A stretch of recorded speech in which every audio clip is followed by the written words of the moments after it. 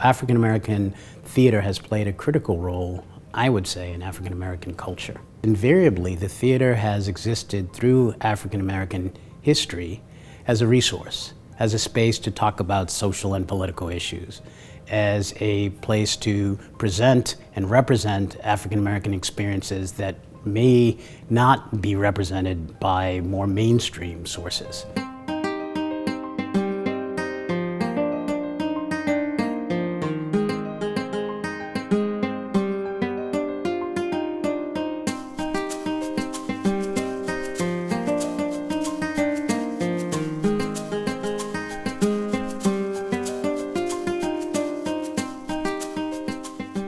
You could define African American theater as theater written specifically by African Americans and about the African American experiences in the United States. However, my recent research has shown how that category is changing. And should it include, for example, plays written about African American experience by non-African Americans, which is something in the more contemporary period that some have called post-Black, that has become more possible, current, happening. And so that has expanded the category and made me think about what this category means. I'm also interested in looking at the relationship between African American life and African American social and political causes and the theater.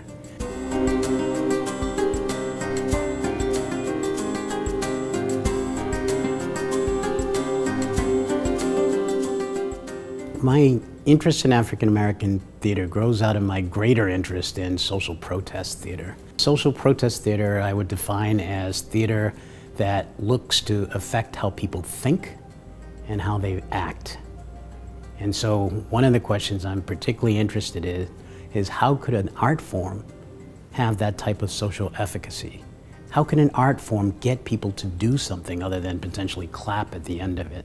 So that social protest, that import on social change, is a question I've been particularly interested in my scholarship.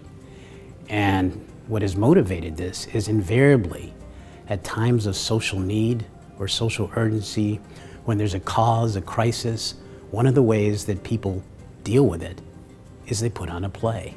How do we evaluate these plays, and how do we see them both as something that is an art form, but something that's acting or trying to act culturally, socially, politically within the society? That's what motivated me at first to look comparatively at Chicano plays of the 1960s and African American revolutionary plays of that same period of time. And they had a lot in common. And so that helped me think comparatively about this genre that is social protest and to research the genre. One of the things I have worked on is a book on the playwright August Wilson. And August Wilson is the most celebrated playwright of the 20th century with 2 Pulitzer Prizes, and he's the most produced plays of the 1990s and also the first decade of the 21st century. What drew me to Wilson was that he still, even as he reaches a wider population, is still interested in these social questions of how to impact African American life and experience and how to change minds through performance.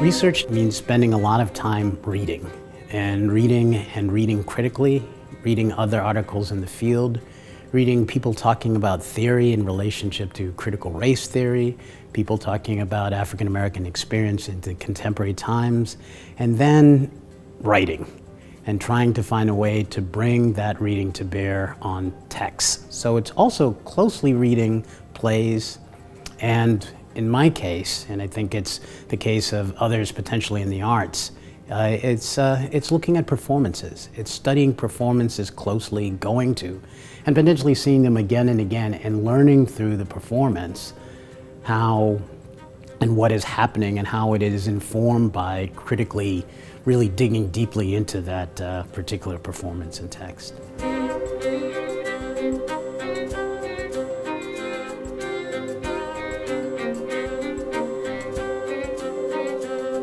These plays that I look at in terms of social protest theater are often short-lived, like the plays of the Chicano theater movement in the 1960s. They were short. Some would call them crude, but they had an important purpose in relationship to the struggle at that time. How can I, through my research, create a dialogue that informs what we understand of the past, but also the future and how people might undertake social protest plays or movements in the future and present. These were plays that had a really important impact at the time and say something about those times, like the Chicano grape strike in the 1960s or the Black Power movement of the 1960s. These plays commented on those times, but also impacted on those times. So I want to study that to really let people see there are other forms of art than what we see as the conventional forms, and that social protest art needs to be studied and needs to be recognized for its import or an input into experience or social experience of African Americans and people all over the world. That's the power of social protest theater.